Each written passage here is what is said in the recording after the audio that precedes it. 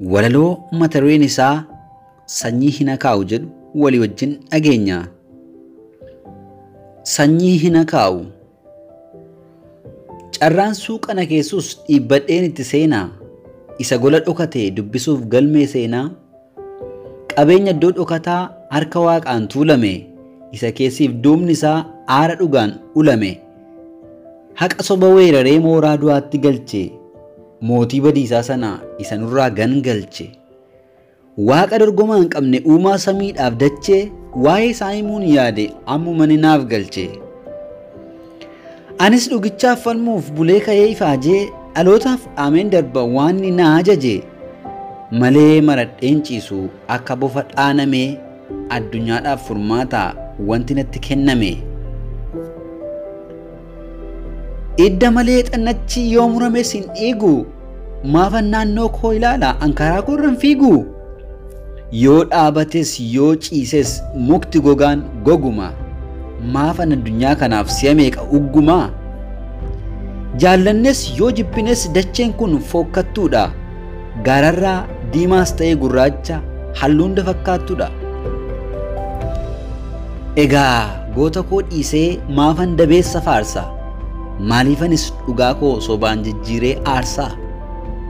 Isa haqaan maqaansaa siidaan jigneen dhaabame Yesuusinan ol kaasa isa dhugaan dibame. Maafan qabeenya dacheef of dirmammeessee dhiigaa. Yaada koos amma jaaree maaliifan ammas diigaa. Dorgee badhaasni du'aa tarree galeemaan fiigaa. Dhugaa kottan deebi'aa isatu anaaf hiikaa. Galfatan fuudhee ka'e ifaajeen galmaan ga'a. Anis akka ergamootaa dhuga baatu isaan ta'a. Himaanaa haqaan nyaadhu loogiitti walii galee akka minaasee hin ta'u maxinoon garagalle. Yommuttiin taa'ee ilaalu wanti lafaa kun balfaa. Keessi koo gadda qaba ilkaan kiyyatu kolfa. Akka yaada garaa kootti harki koo kofoon muru. Wanti yaadaaf fuula koo wallaaf fakkeessu hin jiru. Egaa amma murteesseen isa keessa koo ta'a. Himaanaan harka jiru fuudheetan galmaan ga'a. Mul'ata jireenyaa sanarra hin taa'u. Nan facaasa malee sanyii hin akaa'u.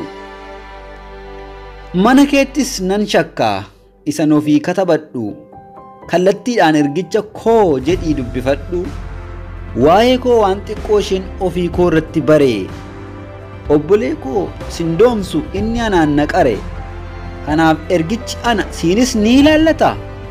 Waaqayyo nuuf haa kennu qalbiif sammuu hubataa.